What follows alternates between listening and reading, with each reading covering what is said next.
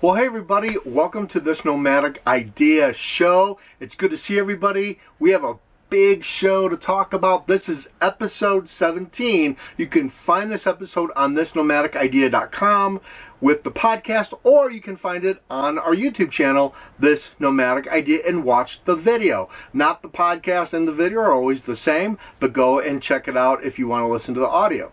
So we have, we have a lot to talk about. I am coming to you from Pahrump, Nevada. I know.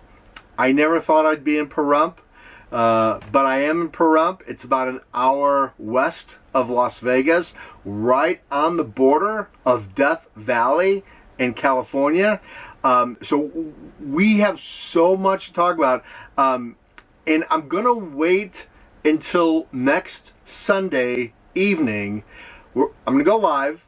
And we're going to talk a lot about where we've been for the last month and a half. And well, we've been in Yellowstone, but we're going to do so much has developed. It's talk about a whirlwind of change. We're going to go live. So we're going to ask questions. If people want to ask questions, next Sunday at 8 o'clock Eastern Standard Time. And we're going to talk all about it. In the meantime, man, what's up with these gas prices? What's going on with the economy? Is the RVing full-time still economically sound? Well, we're going to talk about that on this episode. Let's go. This is not a drill. Repeat, this is not a drill. Shall we begin?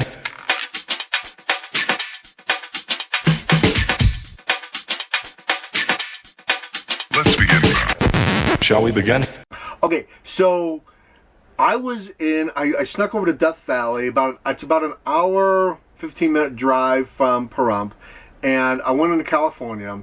One, because I've never seen Death Valley before, and two, I wanted to see what the gas prices were, because I'd seen all this dread and fear and you know, apocalyptic situation. Well, it's true. Gas prices, I saw $6.75 a gallon. $6.75 a gallon. That's really high, considering last year I was spending $2.18 on diesel. Of course, now it's almost $4. I had now in Pahrump right now I can fill it for about $3.57, which I consider a lot cheaper than going to truck stop on the expressway and filling up. But I guess this show is really kind of all about what's going on with the economy and what do you think is going to happen next year. So my question to you is RVing full-time right now economical, or is staying at, you know, like an RV park cheaper? Because I crunched some numbers, and quite frankly, if we're filling up at $4.50, $4, $5 a gallon for gas, RV parks start looking pretty good as far as a monthly rate. So the weekly rate may not work. Definitely spending per day isn't going to work, but monthly rates are starting to look pretty good. So let me give you an example. We right now in Pahrump, you can get this RV park that's got full hookups, right, for $425 a month, $425 a month. That's pretty good if you break that down a per day rate. However, you get a pool, you get showers, you get a clubhouse, you get, you know, they have activities here, they've got pickleball here, and it's gated, so it's a really nice RV park. So at that price point, what is more economical as far as what you should be able to do and what your lifestyle is? So I talked to a friend of mine that I met that's staying at the RV park. She spent about $10,000 on solar. She has just started. She's in her first year of RVing. Well, as we did a video, and I think it was in one of our early episodes where we talked about, is boondocking economical and the cost of free camping. Well, she's got to pay off that solar for a while, so it's not really free. And at that price point, when you're paying $4.25, $4.50 for a gallon of gas, and your generator can hold 2 gallons of gas, go for 22 hours on 2 gallons on eco mode. Of course, you're not running your air conditioner probably on eco mode, right? So you probably cut that in half. You're starting to spend quite a bit of money on generator gas if you're boondocking in the Southwest, if you're boondocking when it's hot outside.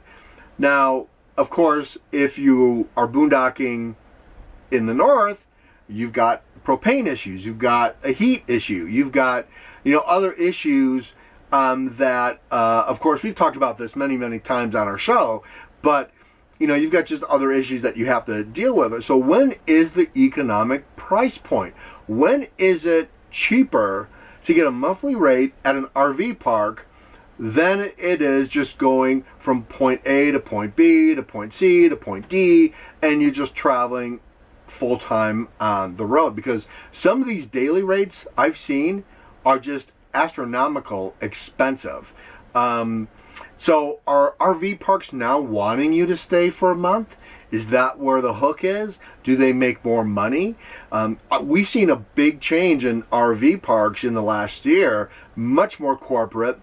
Some of these RV parks now are going into what they call a fluctuating price rate, where depending on supply and demand of the RV park, your rate can change. So what you see online, $35 a night, well, if it's packed and during peak season, you may pay up to $75 a night for that same spot. So we've seen a big shift in RV parks going to this corporate hospitality type of hotel type of system, where Thor Industries, one of them, and some of these other big hospitality companies are buying up these RV parks, and we're seeing a big shift in how they're pricing their rate. So, for example, this park that I'm staying in right now, it's really nice, but it's a winery. It's called Wine Ridge RV Park in Pahrump, Nevada.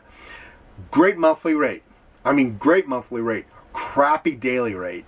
The daily rate is really super expensive. There's no way I could pay that much money every single night here. But the monthly is really good. Why? Because they're offering a lot more to get that money. Wine, restaurant, they've got amenities that you can spend money on. So, the hook is get you here, but that's really not where their price point is. They want you to go into the wine and go to the restaurant, of course, right? Why wouldn't they? So we're seeing kind of a shift in that in the RV industry. Some of the articles, some of the other blog articles I've read, seems to be that is kind of the trend. However, that was when the economy was good. Of course, that is post-pandemic, right? Where the government said who was essential, who wasn't essential. Hotels were not on that list.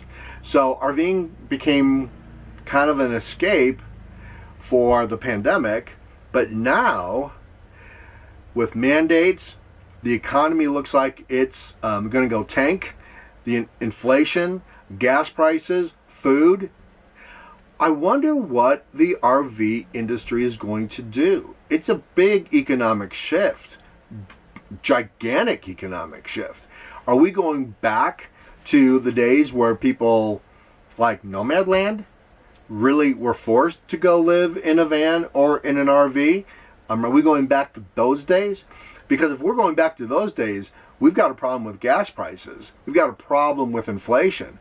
And obviously right now with the supply chain problem, this could completely change RVing the way we're kind of used to it. And I will predict that in the next couple years, you are going to see a flood of RVs hit the market that are used.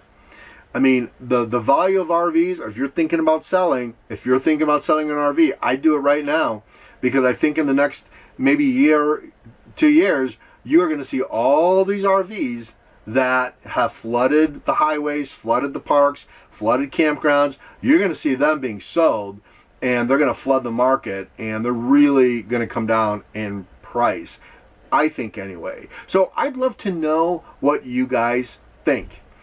What do you think about the economy, and what do you think is going to be the state of full-time travel in the next year? If you are a part-timer, I'd love to know what your thoughts are. You're gonna ditch your RV? You're gonna ditch the fifth wheel you have? You're paying.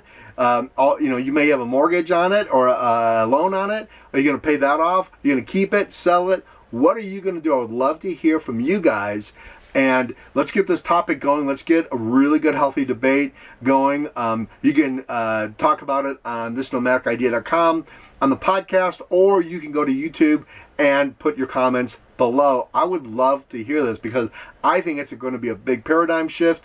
I think with corporations buying a lot of different RV parks, mom and pop getting out of the business, the cost of living is higher. The cost of goods are going to be higher. If you're buying an RV park, or if you have bought an RV park, your cost is going to exponentially double to maintain, build, renovate, remodel. Electric's going up, natural gas is going up. It's all going up. I'd love to hear your take on, was that a good idea, a bad idea? Are you regretting it? Let's talk about it. And come back next week, because we have a huge show. We're going to be live, and when we tell you where we are, it's gonna blow you away. And we're going to tell you why Ariane's not here with me. We're going to tell you what happened in Cook City, which is another big, huge surprise. And we're going to reveal, are we done? Are we ditching the Airstream? Are we selling it? What are we going to do? Because we have made a decision on some of our lifestyle choices that we've made. And so next Sunday, 8 o'clock Eastern Standard Time, we're going to be in Arizona. So I believe that's Mountain Time, I believe, Phoenix town time. So that would be 8 o'clock. That would be, I think it would be 6 o'clock p.m. in Phoenix, in Arizona. I think that would be 7 o'clock Mountain Time up in Montana. So don't miss it, because we're going to be live, and we're going to be taking questions, and let's get this topic going. Anyway, hey you guys, thanks. It's a short show, short podcast, but we'll see you live next Sunday. Stay safe out there. Be good. We'll see you later. Bye.